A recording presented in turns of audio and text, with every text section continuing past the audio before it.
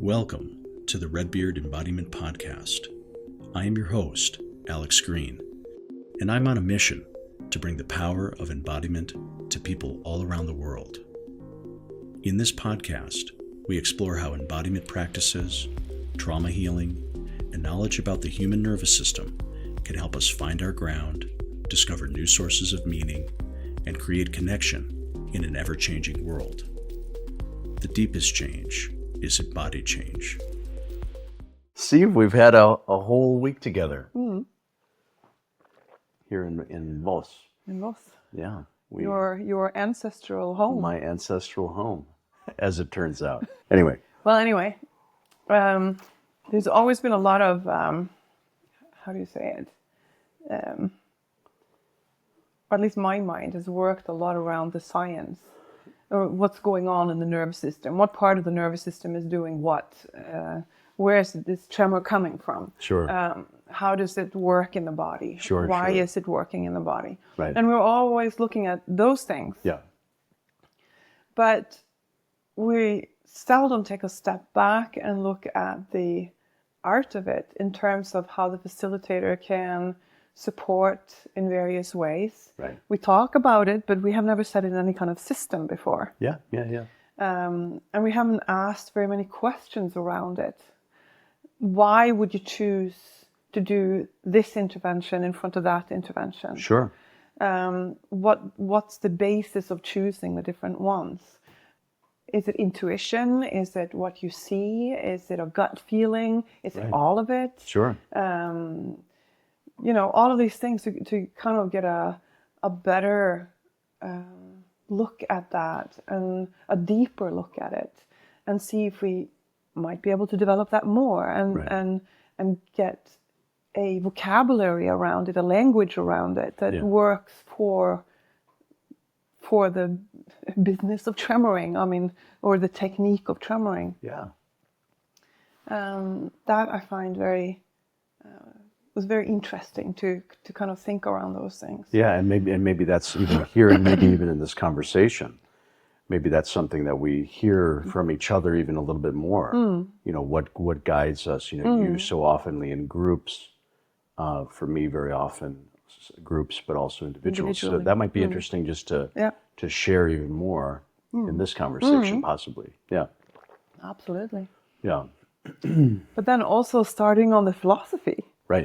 That was like, what's our philosophy? Right. There's a lot of interesting thoughts and viewpoints and just it opens up a whole new area of thought. Yeah. Well, the why. Yes. Yeah. Now you're getting to the deeper causes behind NIT and why we are wanting to do this. Right. Yeah.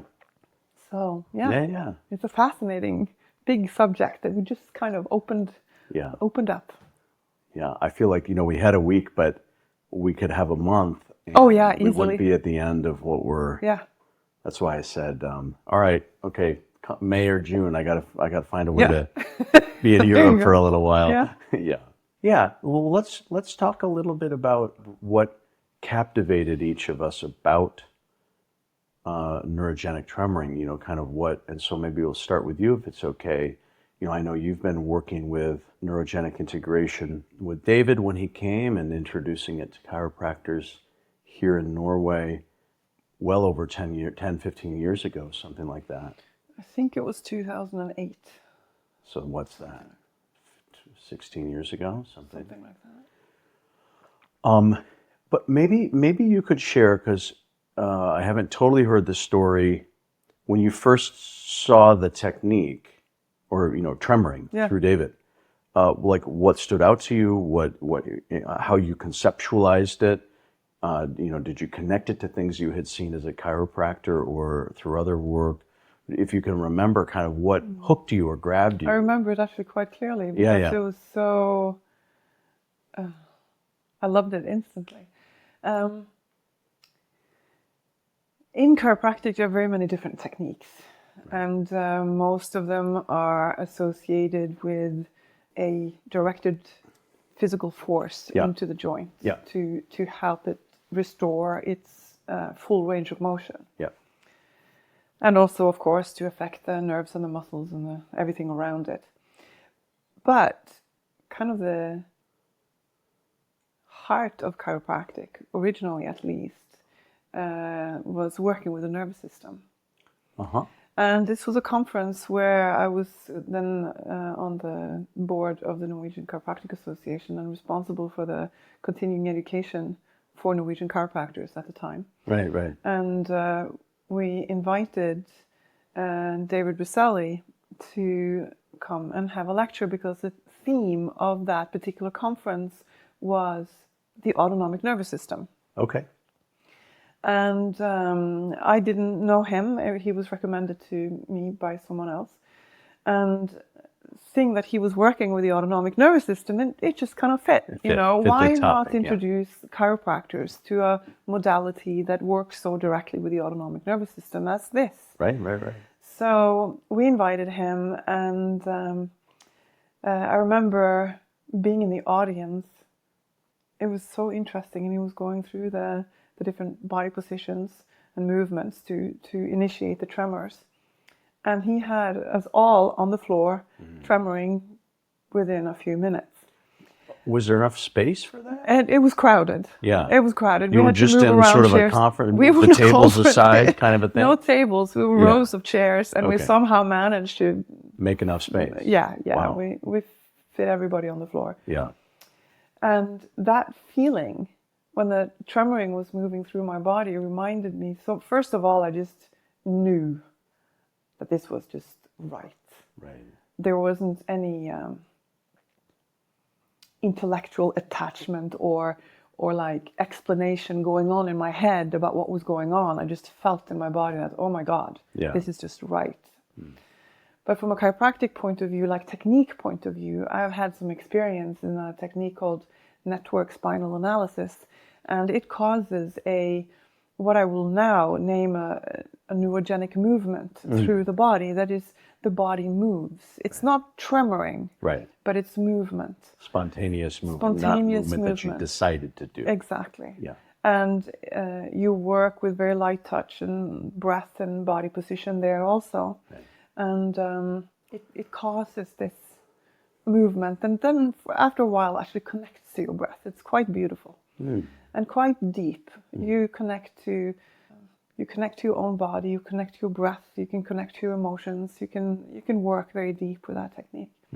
So for me, this was such a parallel that here you got the neurogenic movement. I mean, if I want to talk about it from an intellectual point of view, it's like you get the neurogenic movement, but you also got the tremoring, and they were like moving. You move back and forth between these two. And some of them they are right on top of each other, and it's beautiful. I love it. It's like the body looking for new solutions, the nervous system trying to find a new way to do something. Right. It also, of course, release tension and energy. And whatever is going on in your body at the time, and also that. The beautiful thing, there is nothing you can't make a mistake. Right. You can't do anything wrong. It's the body doing this for you. Right. And I just love that, to be able to allow nature to do something right for you. Because we're always so busy trying to fix things. Right. And often we push ourselves out of the body's natural way of wanting to do it because we just don't have time. Right. We're so busy all the time. Yeah. So I loved it instantly. Did you find anything as you practiced it? Was there anything personally useful for you in terms of just the that way of invoking the neurogenic tremor process or neurogenic movement, and that sort of a spontaneous? Yeah, was it meaningful for your own personal work? Yes, absolutely. On many levels, actually. Yeah. Just the simple fact that the tremor, to use it after exercise. I love to lift weights, and I was lifting a lot before, and I loved, what do you call it, squats? Yeah.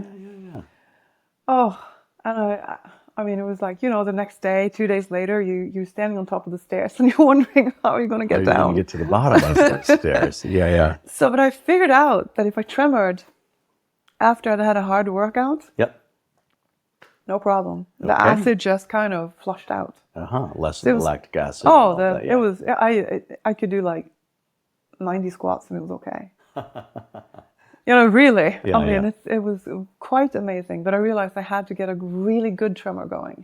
I can't just kind of... A superficial, No. superficial It tremor. had to really Yeah. like catch, if Yeah. you know what I mean. And I had to really spend at least 10 minutes or more. Yep. Otherwise, it didn't have that much of an effect. The influence, yeah. But just working on releasing emotional traumas. Yeah, it's been quite powerful. Yeah. It's been good. Doing that in groups, having support, and being in a setting where you dare to go deep, where you can just drop into it. Yeah. And you know that somebody's holding space for you so that you can let it go without any fear. So yeah, it's been interesting, powerful, useful, everything. And also as a way to get into a really quiet state. Yeah. Just let the tremors just kind of flow through your body. And then you kind of empty your mind very naturally, without trying. It just happens. And that I love. Yeah. It's so beautiful. Yeah. It's gentle. Yeah. In your in your chiropractic work, I guess you had the training as the network spinal analysis, so you had one framework for understanding spontaneous movement or neurogenic, what we might call neurogenic movement. Either within network framework, or even just more general chiropractic framework, does tremoring show up? Is there language for that? How did you, before Dr. Berselli kind of gave his understanding of the neurobiology of it, did you have sort of a frame of reference from your chiropractic work about what is this tremor response or neurogenic movement? How did you conceptualize it as a chiropractor? I hadn't really thought of it before in those terms. No. So that was kind of... So it felt new in some ways. Yeah, absolutely. Yeah. And that was also a thing that I loved about it, was that I didn't have to be the therapist. Right. This was very empowering for the person, because this is something they can do themselves. Yeah. And I loved that. I could tell them do this. And also I would have them tremor before treatment. Yeah, yeah. And that was also, or is also very useful. Yeah. Because the person gets to relax a little bit on the table. Nice. And really relax. Yeah. We often see so many people.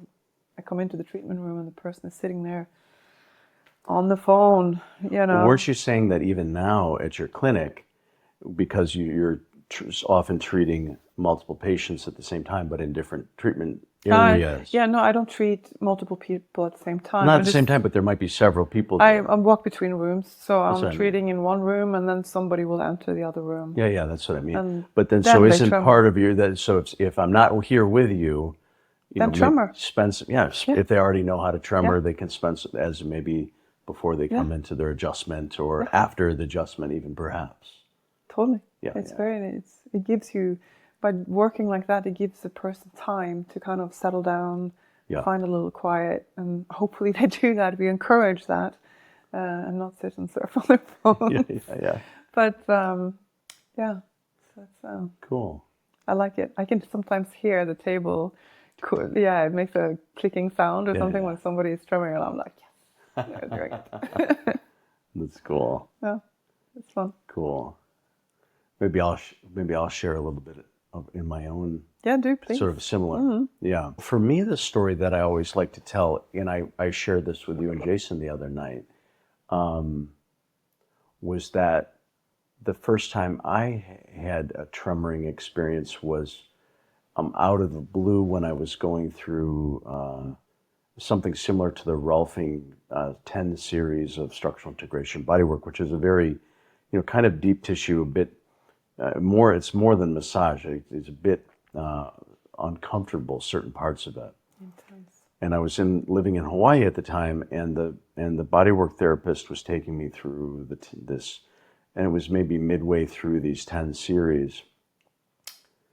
And then one day when I was on my back, my legs just out of nowhere started going tremoring, and my hips started moving, and I looked at her, eyes wide open, and I was like, is this okay? And she said, yeah, it's a release. Go for it. No problem. And she just really just kept working. She was working in my rib cage. And I mean, I probably could have stopped it if I really needed to, but it had a lot of intensity to it. So it almost. So she was working on you while you were. She just kept working on you. She just kept doing whatever she was working on, Wow. and I was on my back on the bodywork table, and my knees were up the way we are in tremoring now. And so it just was going, and she kept doing her thing. And there wasn't a lot of emotion to it that I remember, but it was like just energy moving through my body, a lot of heat. The vibration itself was, had a lot of, just a lot of energy to it, so to speak. And maybe it lasted 10 minutes, I'm not sure, but it was so surprising to me. And I'm like a bit like scientifically minded. So, I'm maybe 22 at the time, something like that. And so I was like, well, so what was that? I was like, was I possessed by a spirit? Like how, what? You were depossessed. Right. What do we have to say about this? And she really said, oh, it's a release. It's normal. But it was really mysterious to me. And I felt differently afterwards. I felt looser and like some tension in my pelvis. And the reason I was getting all this body work anyway was because of a hip problem. And that was sort of the beginning of, something really changing in my hip. So that was very helpful. Wow. It wasn't like it all healed right then and there, but it was, I think, a part of the unraveling of whatever the tension pattern was that was sustaining all of that. But anyway, it never happened again. But then about 10 years later, and I had gotten so much benefit from that body work in general, and it was the same time I was doing the Zen training and martial arts training. Later on, I got really curious about body work, and so at some point I trained in it, and then at some point that became my work, instructional integration body work. And when I was doing that, I would sometimes see the same thing happen, where somebody and partly in our system of body work, if somebody's on their back, their knees are bent. That's just the default position that we use. Exactly. And I think that it makes it more likely that we start to get the spontaneous movement that we see in tremoring and neurogenic integration. So I would sometimes see, and sometimes I would see just the beginning of it, and sometimes it would be a really big experience like it happened to me. And so I got used to it in a sense. I still didn't know much about it.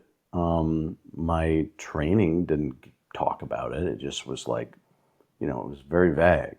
It's really cool that you had the experience yourself first. Definitely. Because then you didn't have to worry about it when it happened to That's right. people. Yeah, I didn't have to be surprised by it, right? Or no, right. And feel like, oh my God, what's going on with this person? You know that it was safe. Right, or at least I assumed it was safe. Yeah. I hoped it was safe. And you know what I mean? I still felt like there was. I still had a lot of questions about it. Yeah. For you regular listeners to the podcast, you know that about half of these episodes focus on TRE, tension and trauma releasing exercises. And I wanted to make sure that you know about the Redbeard TRE certification program, our educational platform to certify others. And we have both an online version of that I teach, as well as an in-person version of the training that my colleague Ellen McKenzie teaches in Madison, Wisconsin. My next online certification training is beginning August 3rd and 4th, 2024.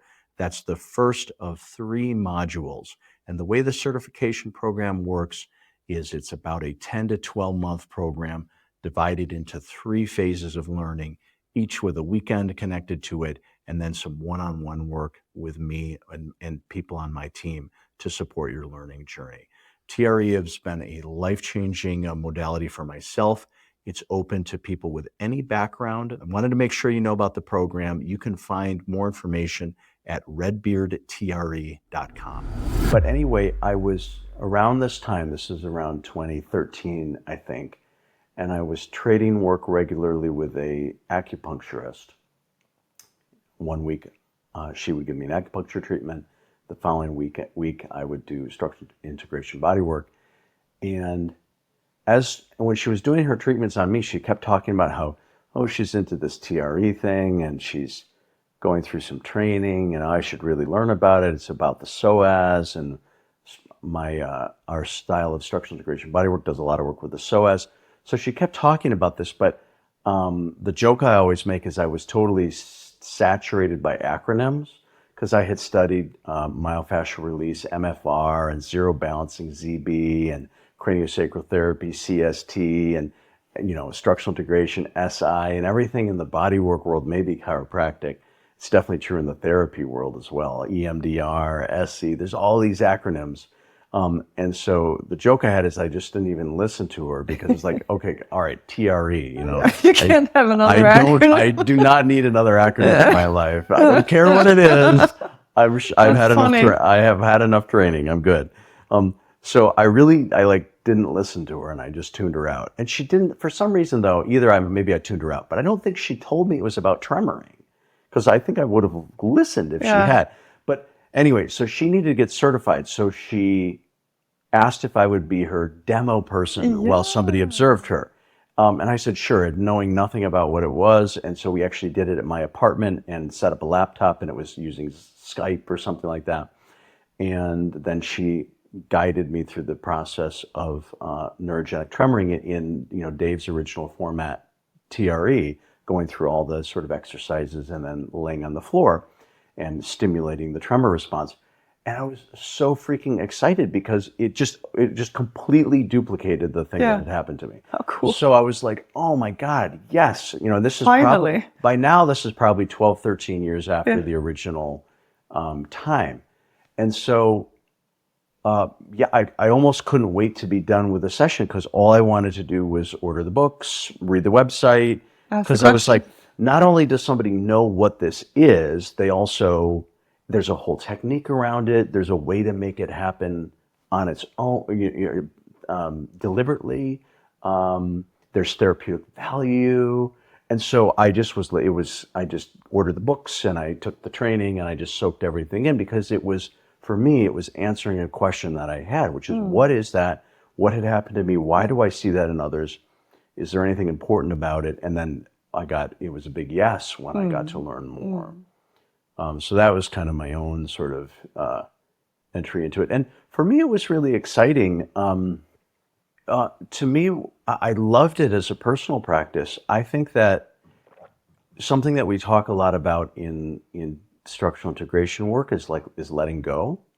And so, but it's a different sort of letting go. It's, there's deep pressure, you're using your breath, you're sort of learning to be with strong sensation, but rather than resist muscularly, learning how to soften and release. So that's sort of this idea around release and letting go was like a big part of our kind of philosophy of the structural integration work. And to me, tremoring was like a different kind of letting go, where to me, what I really learned in it was to sort of sense some signals in my body, allow them to emerge in the neurogenic tremor reflex, but then where can this take me? And why do I have so much movement in my hips and my legs, but I don't have something happen? I look at the person next to me and they're looking very fluid, and it's not about, now I know it's not about comparison or tremor envy, as we say. Oh, there is that. Right. That's a concept. But even so, you start to ask questions about. I think you can start to feel where you are flowing with, where you're able to flow, and where there's a sense of rigidity. Yeah. Exactly. And so to me, it was very revealing of how I carried and carry rigidity. Yeah.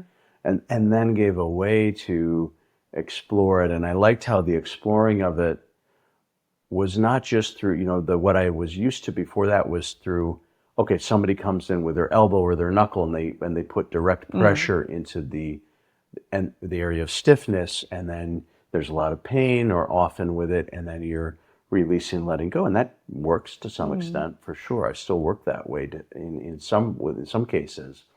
But this was different. It was using movement and as its pathway.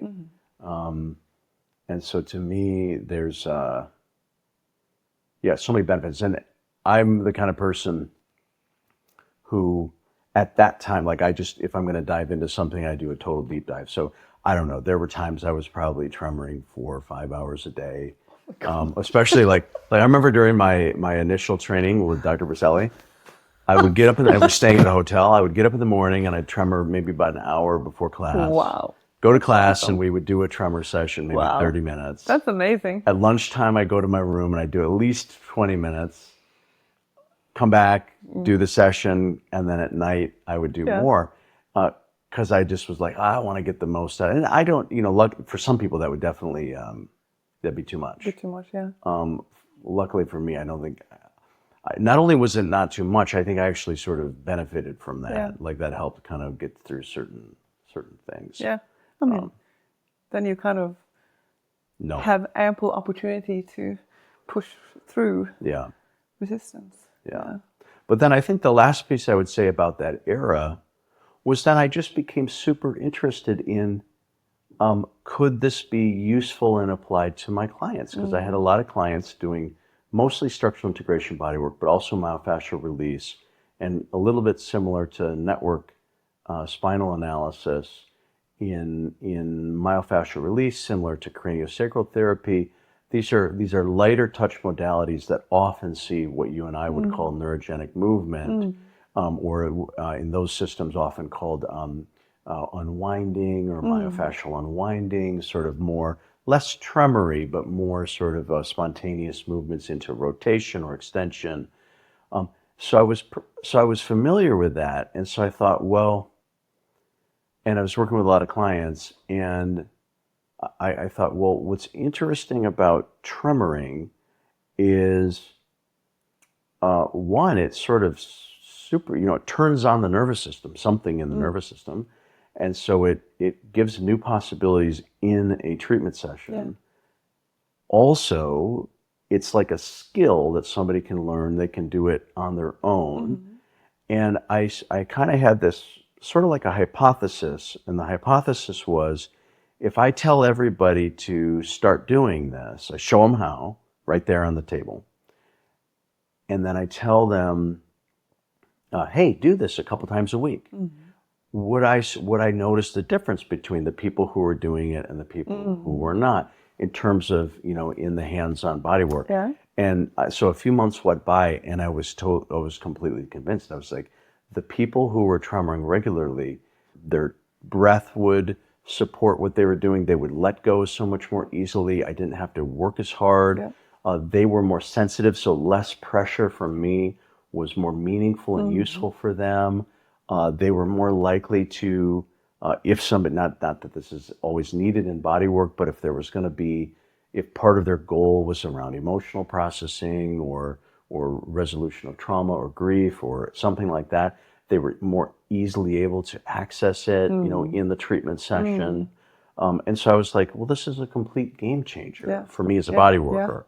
And then it almost became to the point where, I had some exceptions to this rule, but basically I didn't really want to work with you if you weren't doing some of this. Yeah, exactly. Because it was supporting the whole process. Yeah. And what I would always say, and at the time, the motto of my business was waking up the body and the nervous system.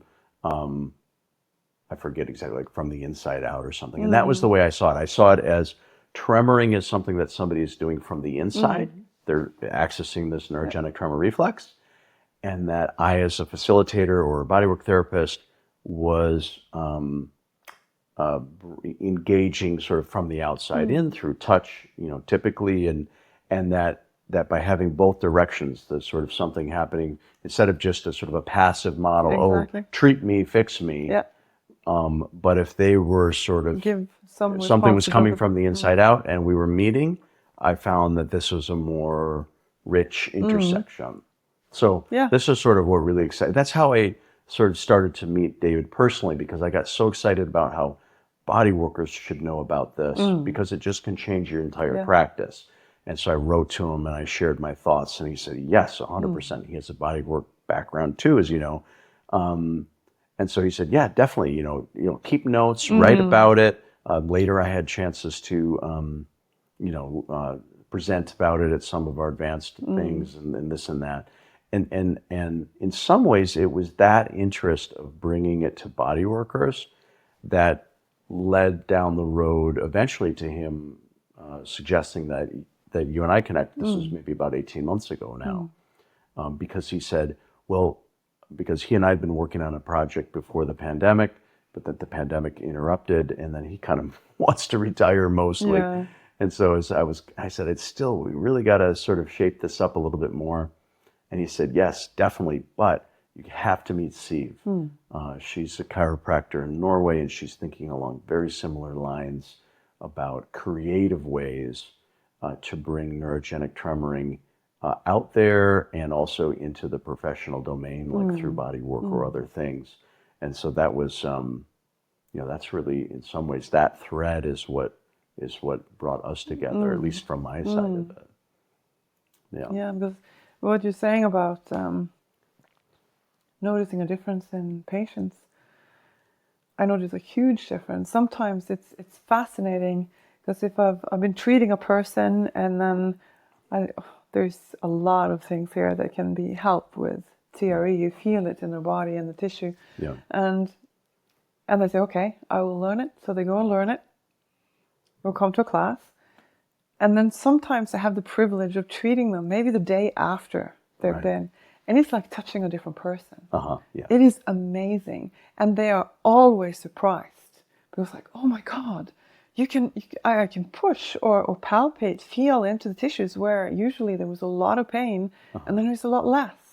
Yeah. It's so wonderful, and to feel joints starting to move that has not moved before, so they get a very concrete, direct feedback that it's, yes, they are feeling better, but they get it kind of emphasized when they come in, and I'm checking all the spots that used to be terrible, Tender or stuck. Yeah. Stiff, yeah. And then there is a huge change. And that's always so satisfactory. I think that's what keeps us Yeah, going yeah. as You manual know. therapists. Yeah. So that's very similar experience. Well, and I think another thought that comes to mind is, well, maybe this is a good topic for us both to talk about, is the word integration, because like you and I, we both resonated with it when we sort of said, all right, what should we want to take neurogenic tremoring into some new domains, breath work, body work. We want to open things up a little bit. And what did we want to call it? And we came up with neurogenic integration. But we each sort of already had a connection to that word, which I think is kind of interesting. It is. Like, so on my side, I had been kind of thinking in those terms, because I kind of considered my training first in the structural integration lineage, Ida Rolf's work, using that word integration, meaning in a physical level, but for, like with many mind-body therapies, the premise of Ida Rolf's work in structural integration is alignment in the field of gravity creates changes in function, and even just human flourishing. So the idea was, and she even had sort of a metaphysical framework around the field of gravity, and if if we are well aligned with that field as a predominant physical field, that opens the doors for other, being integrated as a human, which is a word that you guys use a lot. So anyway, so that was sort of from the structural integration. And then later I studied Moshe Feldenkrais's work, and he called his work functional integration. And he was friends with Ida. And so in some ways they kind of had a similar word. We want to help humans integrate. And we know we want to include the body, but we don't only mean the body, we mean how they show up in their lives, and psycho-emotional maturity, maybe even spiritual development. They were both thinking in these ways, but they had a super different way of getting there. Ida through moving the fascia around, and then Moshe Feldenkrais through a person studying voluntary movement, or receiving touch that was informing the nervous system in a particular way. Mostly around movement, but definitely not neurogenic movement. And so I studied those two, and I learned a lot about just this concept of integration. And I really believe in that idea that if we work with our body and we connect to it from a sensation perspective, we know how we are in space, how we are in gravity, how we move when we've gotten to know our, what's below our head, and incorporate that in our how we exist. To me, I very much bought into the model that this is a major pathway for growth and maturity as a human being. And so then when Tremoring entered into my life, and I spent a lot of time working with it, first with me and then with other people, I thought, okay, well, this is also integration, but in a yet a third way. Here we're working not with voluntary movement, which is what really happens with a lot of sophistication in Feldenkrais work, but through spontaneous involuntary movement, but not random and chaotic. There's something that happens when somebody tremors over time, some organizing principle or lessening of dysfunctional neuromuscular patterns, certainly oftentimes the access of tensions and traumas. And so that's what's so cool, these different layers. There's nervous system layers, there's musculoskeletal myofascial layers, and so that was sort of where my own mind was going, is that there's different, and then we could talk about integration in other things, like if you forget about the body, we could talk about psychological integration, where that's what psychotherapists would be, Jung and these people would be good at thinking about that, and I am interested in those things too.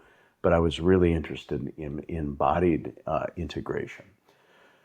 And so then when you and I were toying around with ideas, it was like, for me, neurogenic integration, and I liked the term even more than something that has always the word tremoring in it, even though neurogenic tremoring is probably the main tool. But as we talked about, it often shifts into other kinds of spontaneous movements. In my mind, even the time that we are at rest we use that word integration. We mean at a brain level, but you've been tremoring and now you take a pause for integration. We mean it in a particular way in that context. But in my mind, it's the tremoring, it's the rest, it's the somatic awareness that emerges. All of that is what, in my view, comes into this topic or this concept of neurogenic integration. And so then when Dave put you and I in conversation, and I got to know you, and we had all this easy, we liked the term, it's almost like, I don't remember who suggested it, because okay. So, all right, but you were resonant, but you had already been starting with Jason and Marit, the integrated human platform, which is, and so to me, that's such a funny connection, because it was already the frame that you were using for, after 30 years of chiropractic work, and as you and Jason and Marit bring things together in new ways, that is the direction you were pursuing. So I wonder if you could talk about your own resonance with that idea, the term integration, how it fits with how you were already conceiving it. Well, I always say the body remembers everything, even if the brain doesn't. And it's quite interesting how we carry so many patterns. If you think of the body as a representative of the autonomic nervous system in so many ways, then what we carry in our subconscious mind is often expressed through the body. And all of this just kind of, the word integration for me is like, it's like wholeness in a way.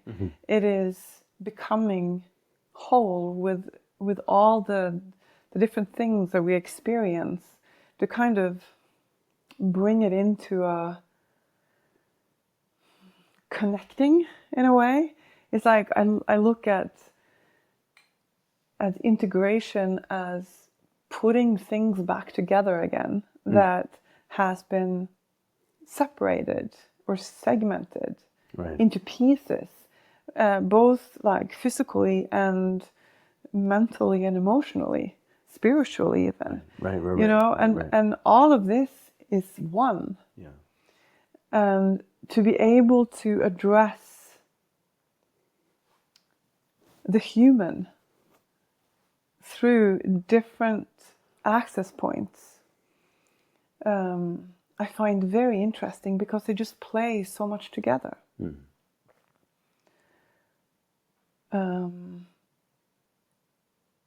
So I guess that's where the whole thought of what I did, I don't know, 5 years ago or something like that, started creating these guided meditations after tremoring. Okay. It just came to me so powerfully that this is a moment to enter the subconscious mind and maybe try to give the body, give the mind, give the nervous system some new ideas to work with, because we've just been through then a tremor session together in a group. Right. So why not utilize that silence, that peace, that quiet that you enter after a tremoring session to help integrate that into in your body and your nervous system, but also see if you can help the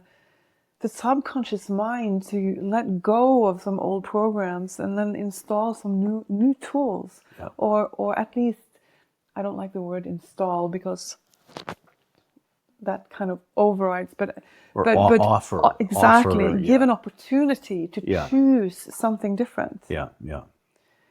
And so for me, it's all connected. You know, it's like there is so much in this. Yeah. And then to see how the body is working and responding and allowing the release of energy, if you want to call it that, because it's energy. You know, the heat that you were experiencing. Yeah. You know, it's energy. For sure. It's physiological something energy. that's happening there. Definitely. Yeah. So besides the movement, besides the tremoring, there's other things going on. Yeah. And seeing how the body is just doing this is so beautiful to me. Yeah. And then all of a sudden it discovers something new and does something completely different. And having the fantastic opportunity to watch people tremor over time, to see how things change, just by doing that. Because so many of the people that come to me, that we do it in groups, that's the only time they do it. And yeah, it's amazing to see. Well, so yeah, maybe I wonder if you could share a little bit more about, because you love to work in groups, not only with tremoring, but most recently with guiding breath work and guiding meditations. And then when you're partnering with Jøssang, he's often doing work around, what he calls the top-down, inside-out sort of belief systems and mindset. So, you in the integrated human, there's this bringing together these pieces. But yeah, so and I know you love groups, and you went to Mind Valley and did big group, and you just came back from Ansbacka and did a big group there. And I've done some big groups, but you seem to thrive with it in a different way than me. I think I like the groups, but I love one-on-one. So it's just like a little bit of a difference. I love the fact that I know. It's great. But I would love to hear, like what things you've seen, or experiences you've had, or where you it's like when I said I had a hypothesis that if I could get my clients to tremor, maybe it would change my work and the progress, and it totally did. And it sounds like you had a hypothesis, which was, if after tremoring, if I weave in a meditation, a guided meditation, maybe people will there'd be a receptivity or new possibilities. So it sounds like that was kind of a hypothesis. And so I guess I'm curious, what did you discover in doing that? What have you learned? What's successful about that? What are you still learning? Coming from a how can I say this? A very long meditation practice. Right. That I started as a 10-year-old, thanks to my parents.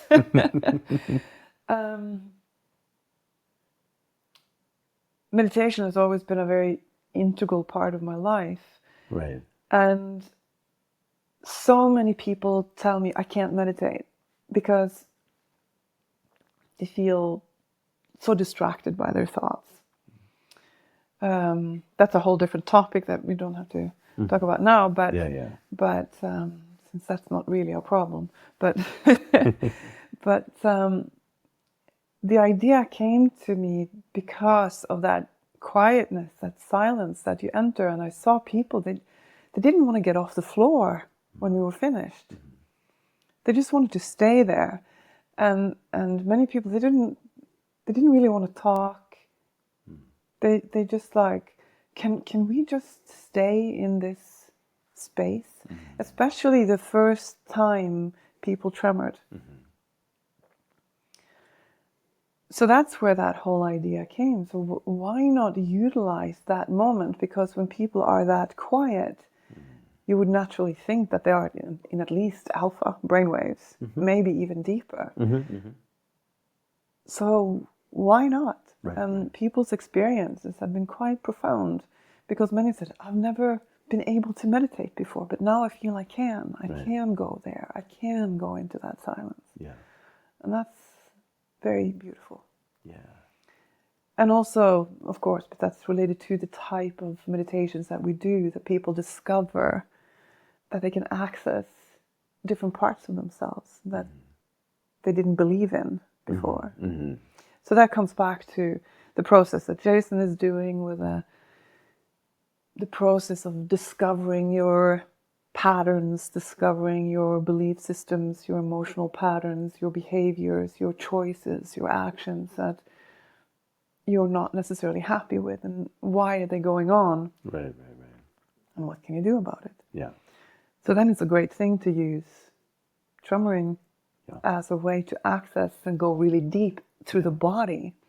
If people feel that their minds are chattering and they can't really enter that state as easily. But Yeah. I love that. It reminds me, I guess I'll share a moment about, maybe 2-3 years after doing tremoring, and I was involved a lot. I was living in Wisconsin at the time, and in the meditation community, Zen community that I was participating in, a new program had developed about taking meditation basically to business leaders. This is under an organization called the Institute for Zen Leadership, just sort of it became kind of like a sister organization to the Zen Sangha that I was a part of. And I would assist in these programs. And once I learned tremoring, I said, hey, could we just sort of try this? And these were usually like typically 3 day. It was like a long weekend introduction to Zen meditation. This was sort of and then there was some curriculum around leadership challenges, that these people were facing. So it was, kind of mind body in that way. And so Ginny Whitelaw, the director, she said, sure, yeah, try whatever you want. Let's see how it works. She was very experimental. And so I started, and these are typically groups of maybe somewhere between 10 to 15, sometimes 20 people. And so I started doing at the end of each evening, leading them in a tremoring session. And it was super helpful in I was just thinking maybe this would be a kind of grounding, might loosen up their bodies a little bit, coming, because these people were, many of them new to sitting on a cushion or sitting on a stool for the physical posture of meditation. And so I didn't have like huge hopes. I just thought maybe this would be, because we'd been doing yoga, we'd been doing qigong, stuff that might just help. And so, but after a few times, like everybody, like in their evaluations and stuff would be like, oh my God, like that, total game changer, all this and that. And when I was comparing notes with Jenny, the director, and some of the other teachers, what we were learning is that at the end of our 3 days, and again, this is just beginning meditators, and that the feeling, kind of what I don't know, we might call, you get used to the feeling. When you're in a room of people meditating, as you well know from decades of time with this, you can, in a way, you feel sort of the depth of the container, right? How much distraction you feel, the energy level, how settled people are, how their breathing is, the feeling of what in nervous system language maybe we'd call it sort of co-regulation, but connectedness. You can feel that, and so at the end of a retreat, there's something has changed in the quality of being in this group of people compared to the beginning. And so what we were finding was just, wow, we were getting to a deeper place that much more quickly. And so we were like, okay, definitely we're going to keep using this, because again, kind of like with my bodywork practice, it just made it happen quicker. And at one point I started to survey people a little bit. Where at the end of a tremoring session, I would just say like what's one or two words that come to mind, just a way of, getting a quick feedback from a group. And there were basically two things that were what I heard most often. And I thought, wow, so one was people would say, it's like my thoughts just, and we're talking an hour or two, they got together, they came off of airplanes, we had a meal together, they learned what profession their neighbor is in. Yeah. We did our first meditation and learned the basics of it, and then we did a tremoring session. So right at the beginning of a weekend.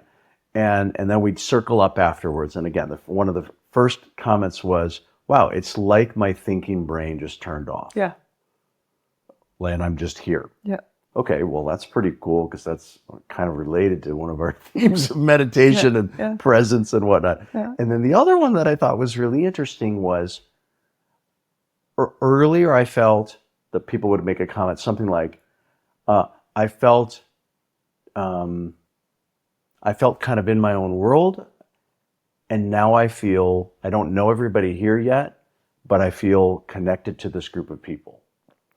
And so is that word around connection, even when there's not yet been a lot of communication, but the feeling of I'm not just an individual, we're sharing something. And I thought, holy smokes, in 30, 45 minutes, and then that led me to believe that at least some of that shift, what we look for in meditation, or lots of things, what often we call presence, or whatever,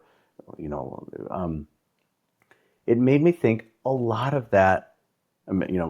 Probably lots of people know this, and it's just me having a realization that a million people have had. But it's like, wow, there's something at the nervous system level, some shift, that when that shift happens, it shifts our mind state, and so I just was seeing that. So it just reminds me a little bit of kind of and you had different language, around sort of meditation and kind of brain state and Heart coherence, the physiological coherence. Exactly, right. And that is fascinating because I'm sure you've seen it too when you have a group and all of a sudden there's like this shift in the room that's a little hard to say exactly what it is. But if you then look at the bodies, Right. there is something going on that is the same or similar. Right. And it's beautiful. And I'm kind of thinking, not that I know, but I'm kind of thinking that it could have something to do with several people at the same time going into physiological coherence. Define that term for a minute, because it comes from HeartMath, right? It comes from HeartMath. Yeah. Physiological coherence is basically when the systems of your body are starting to work in sync. I guess is the best way of they're working in coherence. If you look at different waves, instead of doing their own thing, they kind of start to going into sync. Got it. Okay. And HeartMath has done a lot of work on this in terms of the and research too. Right. Over 30 years of research right. on the magnetic field of the heart, right. which they say extends at least 3 feet or 1.5 meters outside your body. Right. I heard Joe Dispenza, I think he said 9 meters. If you are in coherence, and if you're able to strongly project emotions that is empowering, then this field expands.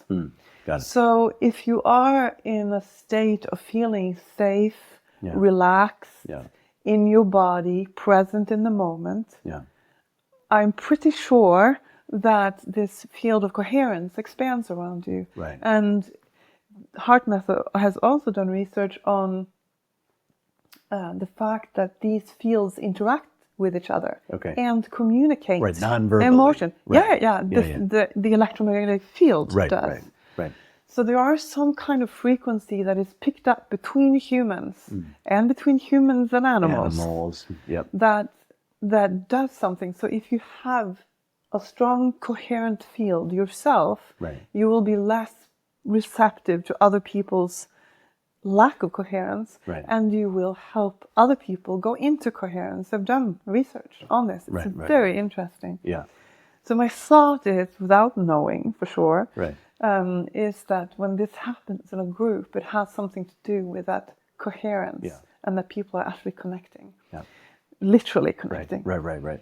And because what you were saying, that note, that person, that I've gotten comments from that, especially in the beginning when we were starting the groups, because people were saying, nobody knew each other. Right.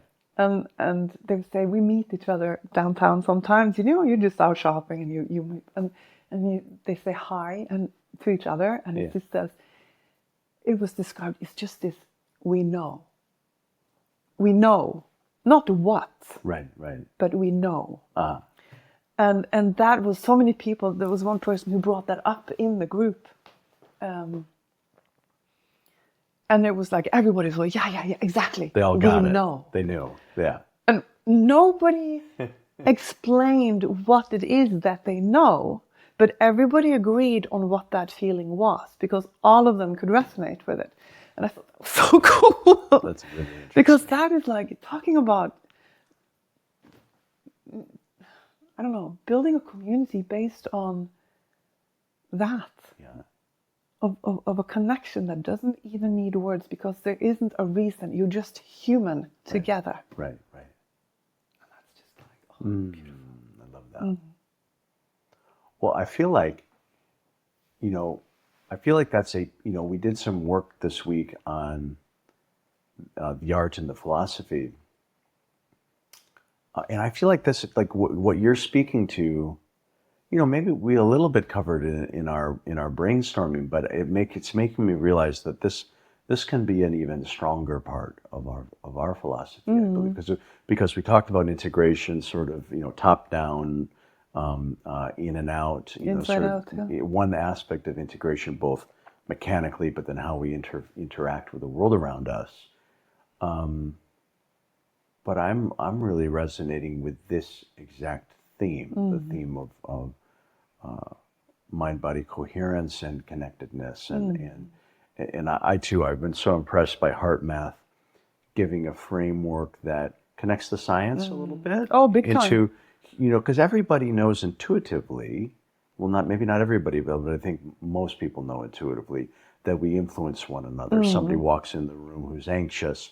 You feel it. You feel it, right? And some people are more sensitive than others, and certainly as we interact with animals, even nature, or how some people describe how it is that they connect whatever somebody's, sort of spiritual orientation, whether that's connecting to a higher power or connecting to, wholeness, or something bigger than yourself. Something bigger than yourself, exactly. It could be defined different ways.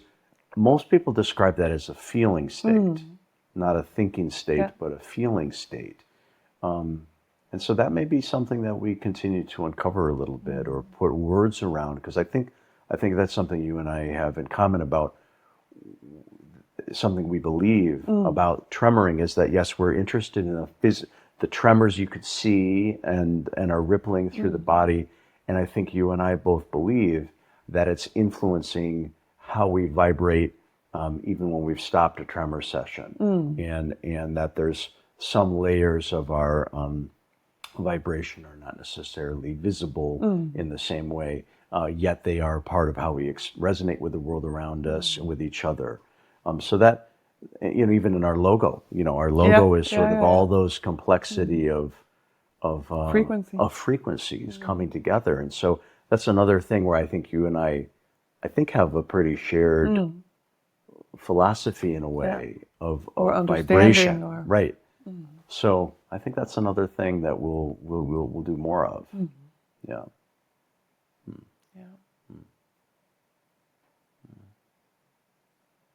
Seeing how energy also moves through the body. Yeah.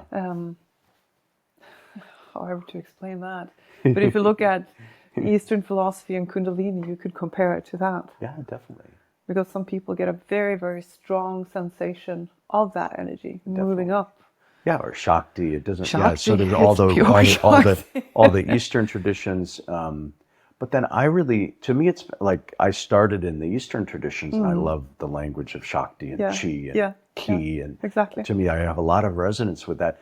And then, but I've been so happy to see Western, HeartMath being one of them. They're looking at energy and they're looking at from an electromagnetic perspective, or the grandfather of Tremoring in some ways is Wilhelm Reich in bioenergetics, and then Alexander Lowen, his predecessor, who was a major influence on David Berceli. So so Wilhelm Reich introduced the concept of body armoring, but then also, I think he called it orgone, was the name for body energy or vitality. So another model of looking at including energy. Because David also he uses the term, I love it, coming to life. Coming to life, waking up. And I love that. You see a part of the body coming to life. Right. Well, it's like seeing. I love those. I always like those. I love the analogies to the natural world, like animals. It's a big part. But even plants. It's like a plant that hasn't had enough light or not enough water, and then it receives that nourishment. And then the way that a plant can start, can come to life in that way, and we can sense that when something is more vital biologically, and I think that's a part of, for sure, what tremoring is about. How do we can sense and we can see that. But then I also really like some of the trauma models that Peter Levine and Robert Scare and others have brought in around discharge. Absolutely. Because it gives when you said earlier, I had a big tremoring and then there was the heat.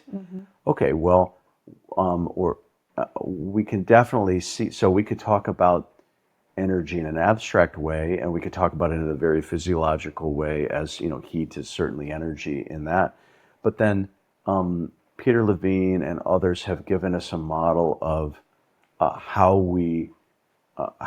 our tissues and our brain work together to literally retain impulses of what Peter Levine calls incomplete motor responses, or sometimes incomplete emotional responses, and the idea that under certain conditions, when we have mobilized or created the impulse towards a high energy event, whether that's a fight or flight response, or the impulse to shout, or creating a strong freeze response, which is all very physiological in nature, if those strong processes haven't come into completion at the time, or we didn't tremor afterwards, or we didn't say what was on our chest or get it off, then there's a very literal way that our nervous system still retains the potential energy connected to those biological processes. And so a term that we bring into tremoring is the concept of discharge,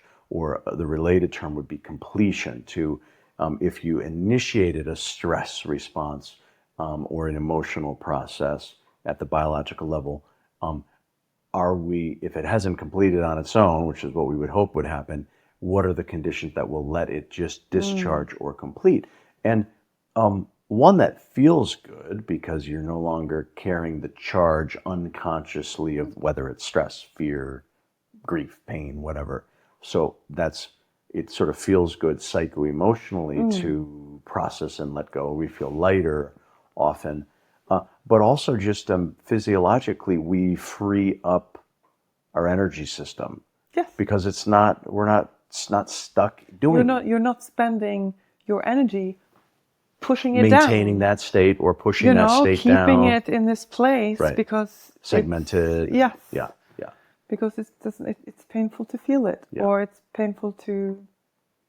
It's painful to feel it. So like that's what I'm so excited about, is that we have language we can pull in from so many, trauma and stress physiology models, older traditions, Western things that talk about body energy, Eastern modalities, Kundalini and Shakti, and other ones that give really nice frameworks. And I think a lot of people in the world today are interested in that intersection, what you call the art, philosophy, and science. The science part is kind of we're in a pretty scientific era of our world, so we kind of want to know what are the mechanics of it, and then the art of it is how to become sensitive to the practice, use it in artful ways, ways that are deepening. I mean, that's the topic of the second course, is around deepening one's practice. And of course, if you're facilitating, skill and art and sensitivity and intuition, that's all in the artfulness. But then in the philosophy, it's a bit like the why or the meaning. How does this fit into, why do this? How does it fit into humanness? How does it fit into society? How it fits into groups? How it fits in with the globe in many ways. What impact could this have? Or I like that. How does this fit in with the globe? How could this be useful to address modern experiences of stress, modern experiences of disconnection, modern experiences of disintegration at the bodily level, because of we don't move in the same ways as we evolved biologically. So it's like, how does this method address the contemporary humanity? To me, a lot of ways. Yeah, big time. Yeah. So what is neurogenic tremoring? Well, so what I was going to ask you is, like, when you're describing it to somebody who doesn't know what it is, how do you describe it? What neurogenic tremoring is?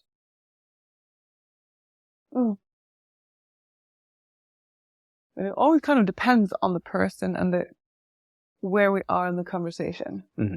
I usually explain what it does for you before I explain what it is. Yeah. And why it's a good thing, or why it's a good idea for that person to do it. And being a practicing chiropractor, I would then generally talk about specifically the tension in the psoas, or the hip flexor, because a lot of people carry a lot of tension and pain there that causes the hip pain and back pain and pelvic pain. And for you as a chiropractor, what are the telltale signs that somebody is their psoas is carrying a lot of tension? Well, it could be direct pain in the area, Yep. or in the supporting structures around. Yep. Or it could be, I often find a lack of motion in the upper lumbars, L2, specifically L2, most often. Sometimes 1 or 3 also, depending on. But very often, if I palpate there, I will ask, and I find, oh, here it's restricted. I will ask the patient or the person, do you have any pain in your groin? And very often they'll say yes. Or that they feel it's heavy to kind of take a step up and walk uphill, in and out of the car, you know, any kind of motion in the hip joint. Yeah. So, or if it is a really difficult case, if I'm thinking when I start, oh, this should be fairly easy. It looks very straightforward, and then it turns out not to be. Then very often the hip flexor is involved, the psoas is involved. Yeah. And then, especially then, it becomes much more interesting to people because they wanna get well. Yeah. You know. So what can we do? And people generally go to the classic thing: can I train more? Can I stretch more? Yeah, strengthen. And yeah. And very often both of those things is not necessarily a good idea when it's already either not at all active or it is totally tight. And why would you want to pressure it even more with exercise, you know? Right. So, and if it's not active, then you just build the compensation rather than fix the problem. So, right. To activate it in some way. And tremoring is wonderful for that. That's so if somebody believes you, they learn that their psoas is tight or underactive or there's something, and then how do you describe? So you say this tremoring somehow. Yeah, I actually describe it as I describe tremoring as shaking or a quiver or a vibration in the muscle. Yeah. And I compare it to putting on, you know, those massage apparatuses, I don't know what you call it in English, that vibrate, that you put on. Yeah. And I said it's like that, but without the device. helper. Without the device. Yeah, it just vibrates from the inside. Yep. And most people, of course, think that this is a little strange. And it is.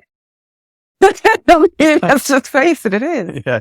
It is a really odd and absolutely wonderful feeling. Right. But most of the time, it just feels odd right in the beginning. Yep. And then people go into a state of awe. Yeah. And I love that because in the beginning, when the tremor is starting, they're like, am I doing this? Or am I not doing this? And, you know, Marit that we worked with, she has this wonderful way of describing it. And I love it because it's so simple. She said, if you try to do it.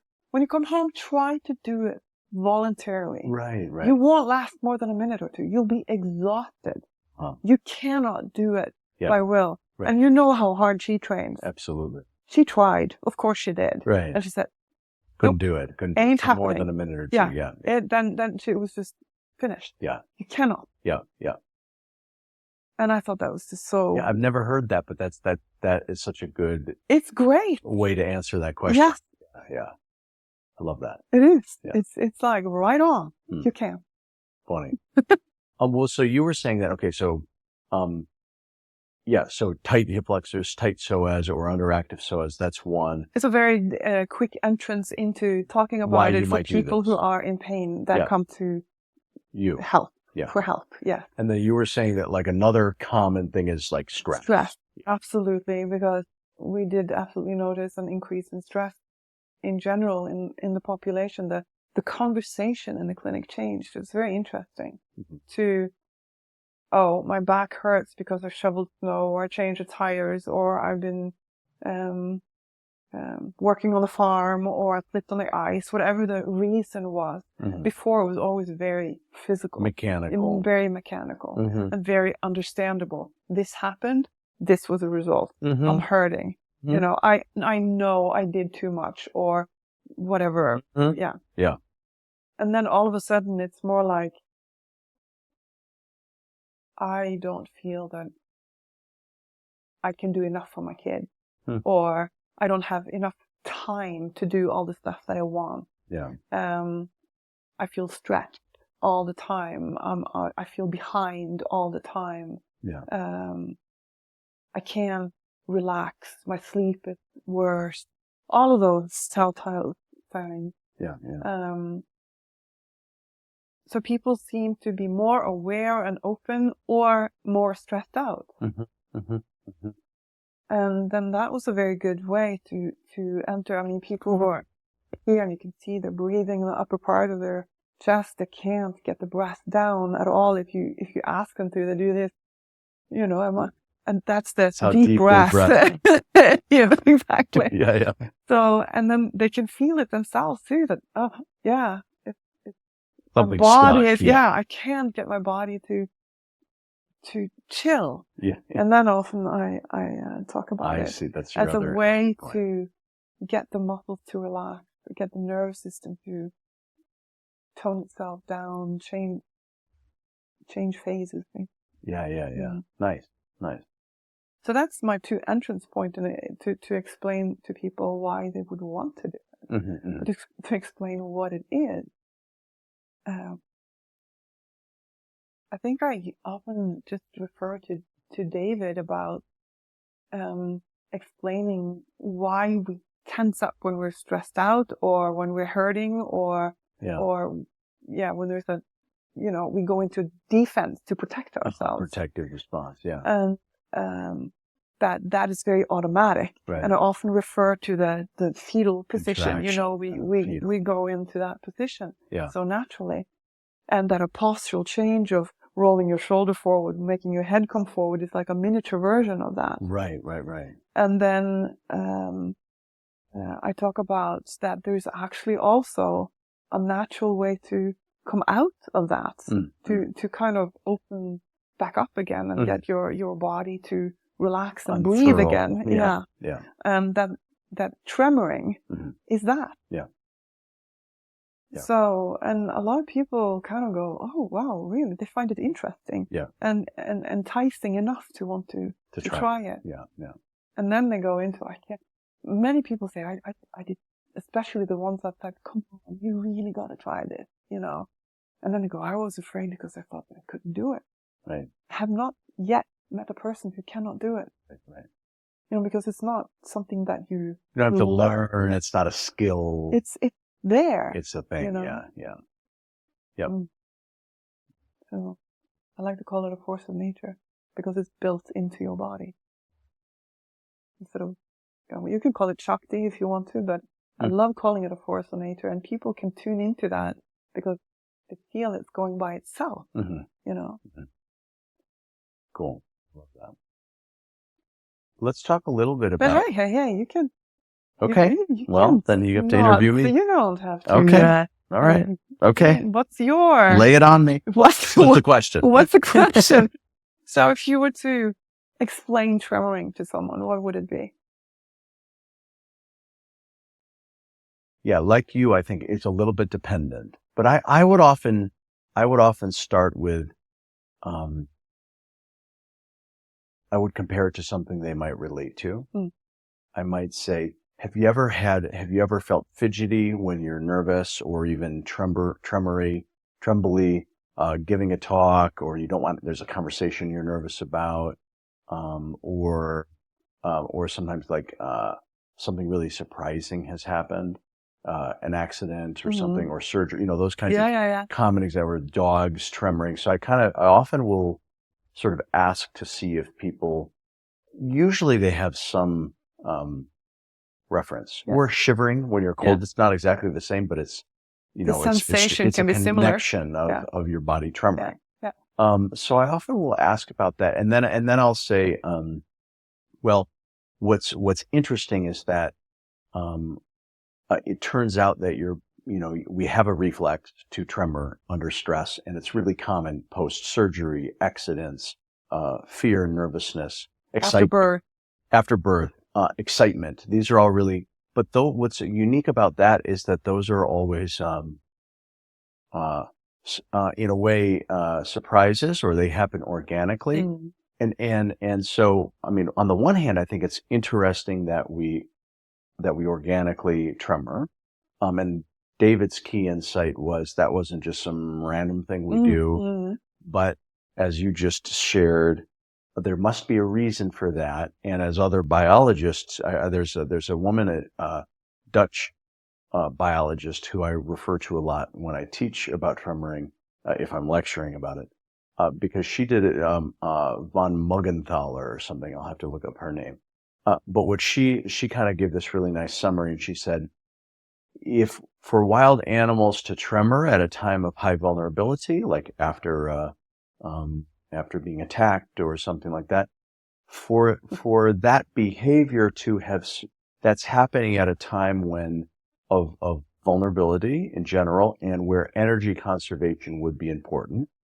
And so if that behavior has survived evolutionarily, then there from an evolutionary biology perspective, there must be a survival benefit to that behavior. Yeah, exactly. It wouldn't just be, because I think what I would have said before I was educated is, oh, that's just like a side effect. Like, oh, you're tremoring because your nerves are shot. I mean, I don't even know Some people call it like an adrenaline. There's jump. adrenaline. It's Yeah. just, and then, but then as soon as you explain it away like that, it's like there's not much curiosity anymore. Yeah. It's just sort of like you've gotten used to it. Oh, that's a weird thing that we do. Yeah. So to me, what I think is so interesting about David is that he was like, no, why exactly is that happening?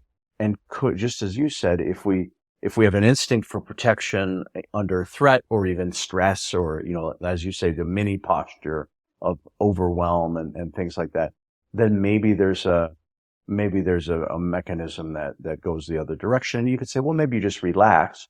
Sure. But what's interesting about tremoring is it's more than just you've tightened and you've relaxed. It's more active than just relaxing, that sort of restorative aspect of tremoring. But, so anyway, so I'll oftentimes kind of make that connection. And then what I often say is, to me, what's so interesting about neurogenic tremoring as a practice, like in NIT, is, unlike those organic life situations that just happen and then you respond physiologically, it turns out that in the context of relaxation, with intention, the intention of finding neurogenic tremoring, we don't have to wait to a loud noise or you're getting nervous before giving a talk. We can actually intentionally activate this response and then allow it, work with it, and even cultivate it and become very, and as we did with Mara this morning, exploring all kinds of different ways, what you and I have been calling self-facilitation. What are the things that might deepen this? And so it's something that we can bring on, not in us, even though it evolved under stress, we can bring it back under not stress, more or less. And it might touch upon old stresses. That might be why we carry protective pattern. But we don't need new stress in order to bring it on. Exactly. We just need the intention and the relaxation. And then we now have created an environment where we can get back in touch with our sort of basic biology. And once we sort of say yes to the phenomenon, we can see where that takes us. And that could be muscular release. It could be, we don't know, we wouldn't be able to describe it, but something's different. It could be connecting to some memory that you didn't even seem that important. For myself, I have lots of examples of little things like that. Like, I think in one of my earliest times tremored for a while. And then I came out of it and I thought, wow, that's so strange. I have a strong taste of, salt water, seawater. But that's strange. Did my sinuses drain? What? And then I thought, you know what? It's not just like sinuses. Like, this is the exact taste of the ocean in Hawaii, where I spent a lot of time growing up. And then I didn't think that much about it, but I think I was in a seminar, and then half an hour later, I think we were trading partners and somebody was guiding me, and so I was doing it again. And then a whole memory and connection came back, a time that I had been body surfing and a big set of waves came in and held me under, and quite scary. But and this was maybe when I was 10 or 11 years old, and I was fine. And I didn't really think of this as been, a major life event other than, oh crap, that was frightening. But when I remembered it, when I was tremoring, it wasn't like I went into some fear state. It was just these images came back. I remembered it. I remembered what the day was like. And this was what this taste of seawater in my mouth. And so, in trauma work, not only within our work in TRE, but in somatic experiencing and in other ones, and Bob Scare and Peter Levine talk about a procedural memory or implicit memory. And it's this idea that our explicit memory is what we've recorded, the sort of the story, and that your hippocampus does the recording of our explicit memory. But as you said earlier, our body remembers everything at different level. And so implicit or perceived. Give me your heart. Your heart. Literal memory. Okay. Long and short-term memory. Well, I need to read more about that. There's neurons. There is the heart brain. I see. It has a memory as well. Memory, long and short-term memory. Okay, it's super cool. All right, wild. well, that's my next area of study.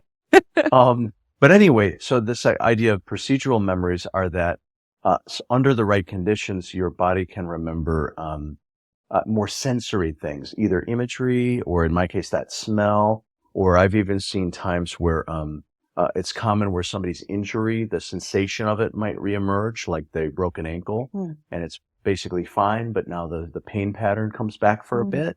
I've even seen times where physical marks, like a bruise that was present, might reemerge for a somatization. Yep. That's amazing. Bob Scare writes a lot about that. He was the one who really sort of researched how the body memory or the procedural memory can bring these elements forward. And the way Bob Scare describes it is that when we in conditions of safety, but we allow this neural processing to happen, as long as in our present moment we have safety, then we are, he uses the word extinguishing or neutralizing. So we're basically clearing out what were originally threat responses, but now because we're recontextualizing it, we're sending signals to our limbic system, our amygdala, that, hey, this is totally safe and I'm good.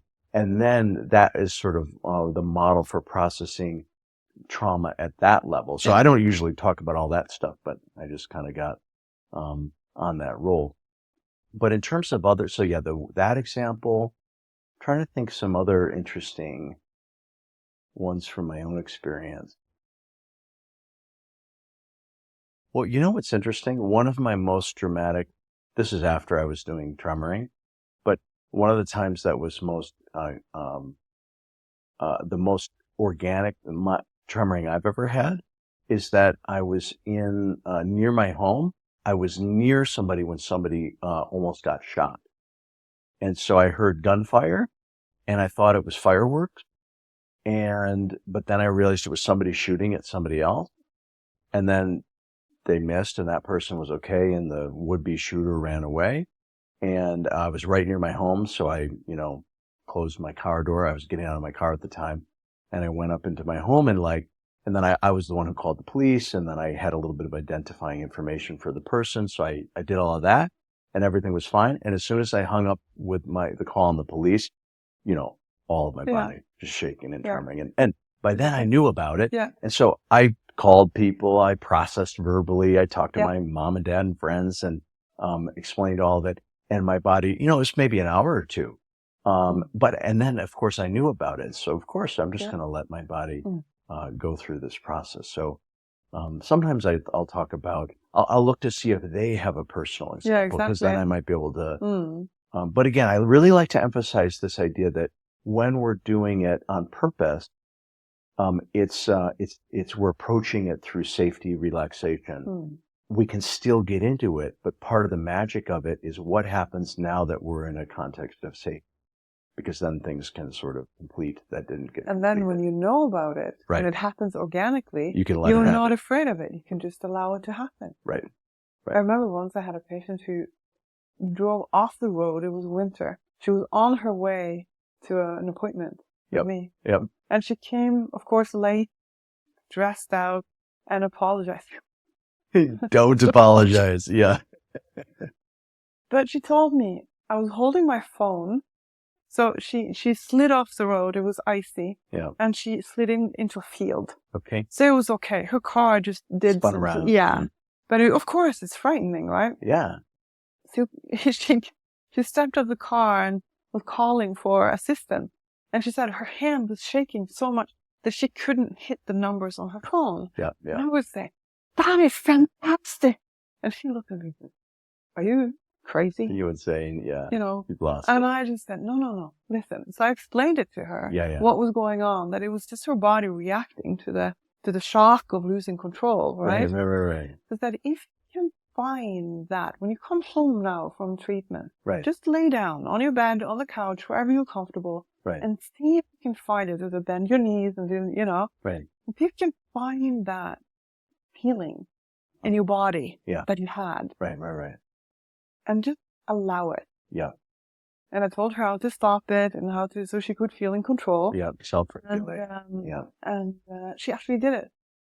And it was great because she said, so wonderful. It felt like she could just release it, and she let it come and go in like waves. Yeah. It was coming and going.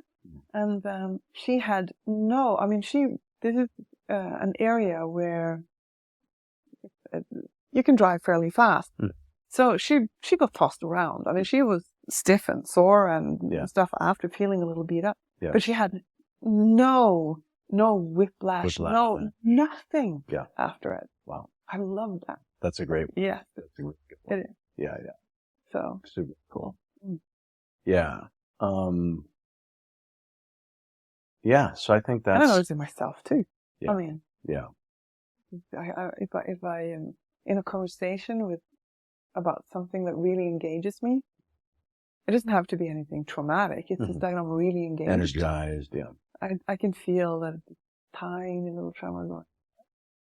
Okay. I love that. One of my favorite videos, I'm sure you've seen this YouTube video. Have you seen the one where the daughter has gone hunting with her father? And she's quite young, maybe, 10 or 12 perhaps, and they've harvested a deer, and then she actually shot it. Oh, she did? I think you're right. I think so. You're right. I think she landed. She shot the deer, and then her father was there, and then I think he's the one recording, and she's just trimming it, and he's like, "Hey, what's going on? Are you cold?" "No, I'm not cold." And then he tries telling her about something else, and she's. But he was totally cool, though. Right, exactly. And it was so nice. He just allowed it to happen. He was just curious, but then he didn't try to stop it, or didn't freak out at all. He was just. Right. It was gorgeous.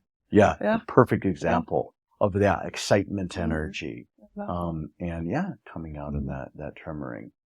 Well, I think it would be interesting. Why don't we, let's talk a little bit about our vision for the website, Neurogenic Integration, and the different things that we're imagining, kind of in a way, the focus and the mission of this project. Maybe we both can just share why we are, both of us have background in TRE, but we've come together under a little bit of a new name, Neurogenic Integration, to take some different elements together, bring this education into some new domains that it hasn't gone in. Let's talk about that. That's sort of where we're going with that. Well, let's start with you, and then I'll jump in. Yeah, we can also mention it was David that brought us together. Right.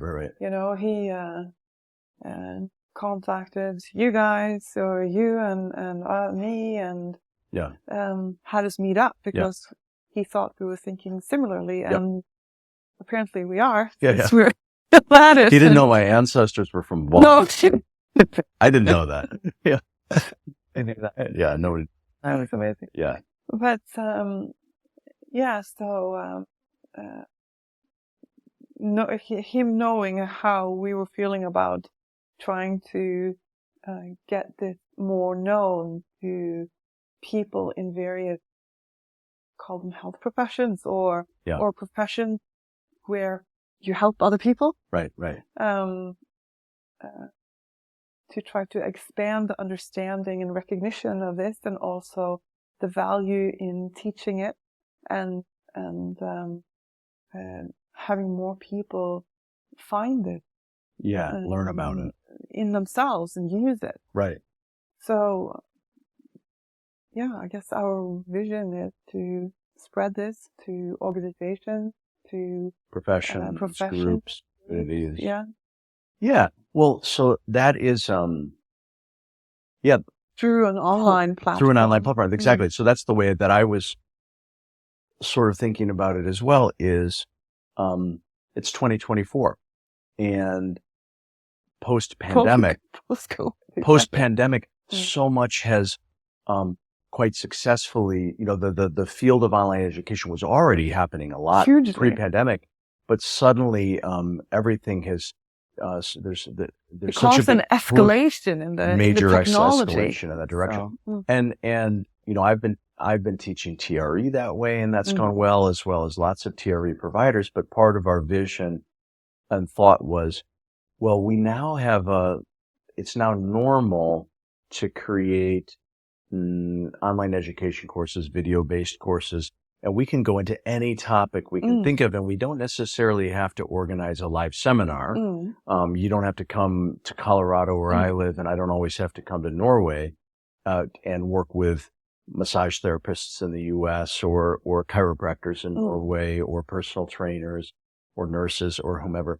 That we might get the best bang for our buck if we create those specialized content through video learning, but then always with the opportunity to, we can still, of course, do live trainings. We can work with particular groups. People can work one-on-one with us, but at least a lot of the detailed information and things that are specific, like in my case, the story I was telling earlier about as a body worker, and I thought every body worker would want to learn that. Exactly. And even if all it is to know what it is, what they're already seeing sometimes, and maybe even more so to facilitate it or to give somebody a tool that helps everything you're doing.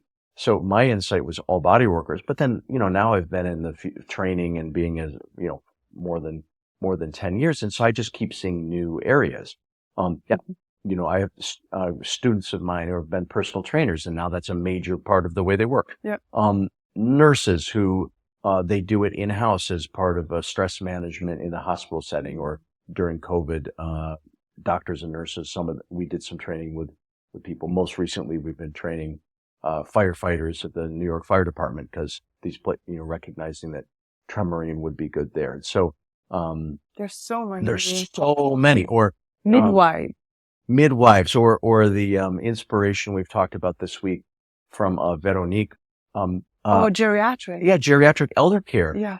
Assisted living. Yeah. People who are at any stage of aging, but especially that first transition when they're recognizing, okay, I need to start thinking about my health and well-being as I hit 60, 65, 70. It's a huge possibility. That's a population that would do wonderfully if they knew about it.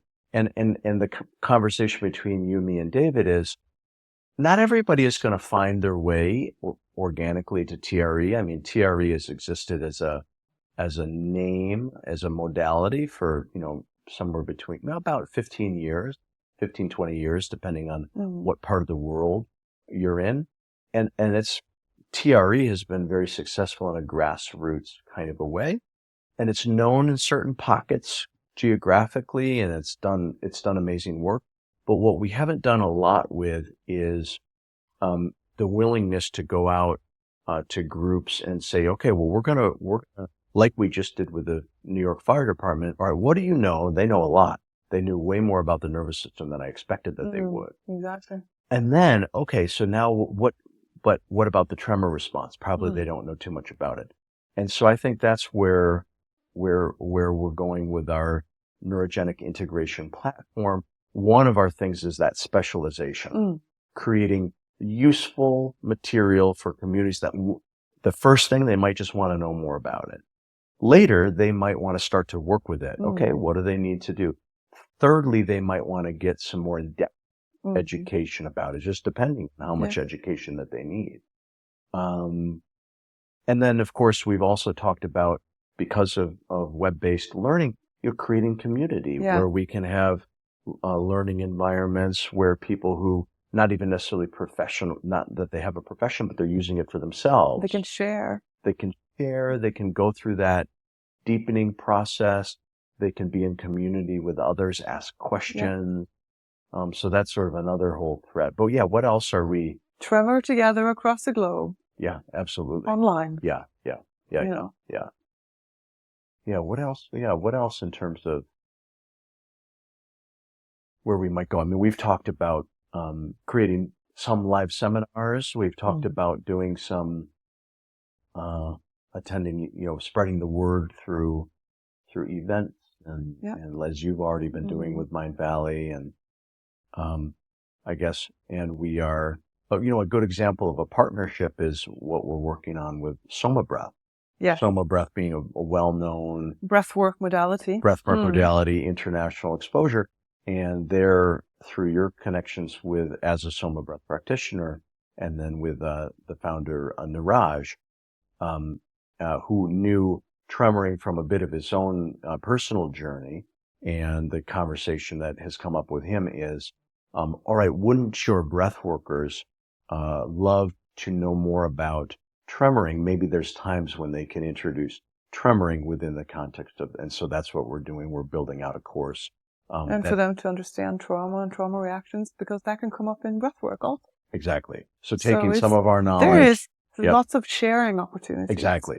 And so I think part of what I'm imagining is that we can have, there are so many different kinds of, not only professions, but even training communities where they're already educating people. And if we could empower them to speak intelligently about the neurogenic tremor reflex, and with some things, practical things to do, then to me, that's going to be another really big way to spread things.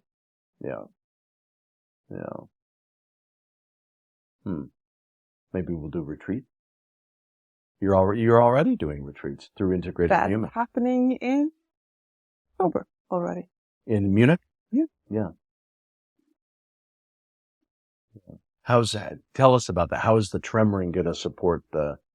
Integrated Human there.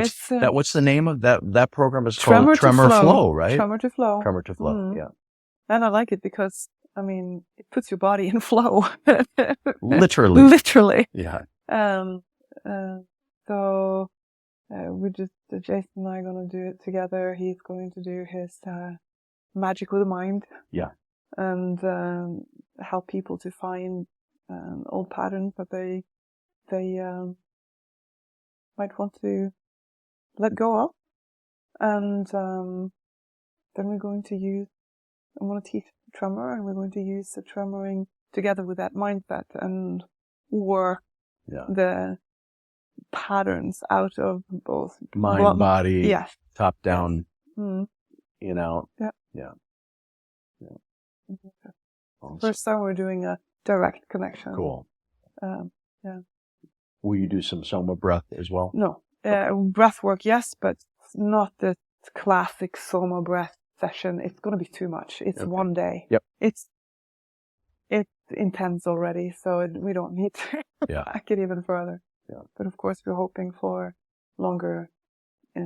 Like when we had the flow state weekend, we used Soma breath. We would love to introduce tremoring into that, but then we need a few more days because it's a lot for people to handle. We can't pack everything into this. So Steve, you were talking about, I had asked about some of your own experience connecting neurogenic tremoring to meditation, and you shared how, thanks to your parents, you got started with meditation at age 10, something like that. And we're sitting here, and you've got this amazing quote from your father. Yeah. That it's kind of talking about some of these same things. I wonder if you would read it both in Norwegian, but then give us a translation. I was really touched by it. Oh, maybe ChatGPT translated it better than I can. I never saw that translation. Right. But in Norwegian, it says, Uventa en gang faller jeg i sprekken mellom to tanker der ordet ennå er uformet og lagnad flytende. Forvandling. Brått. Noen sekunder står medvite krystallklart, lysende. Men hvordan kan forstanden forklare at sekundet var tomt for tid og rommet uten storleik? Will you give us your translation? All right. Let's see how I can do this. Unexpected ones. I fell in the crack between two thoughts where words are still unformed and destiny is still in floating, forvandling, what is that? Floating transformation. Suddenly, a few seconds, consciousness is crystallized, a light. But how can your mind explain that the second was empty of time and space without size? It's a beautiful piece. Thanks for listening to today's episode of the Redbeard Embodiment Podcast. To learn more, visit us at redbeardsomatictherapy.com or send me an email at alex@redbeardsomatictherapy.com. If today's conversation resonated with you, help spread the word by subscribing and sharing with others. Hope to see you next time.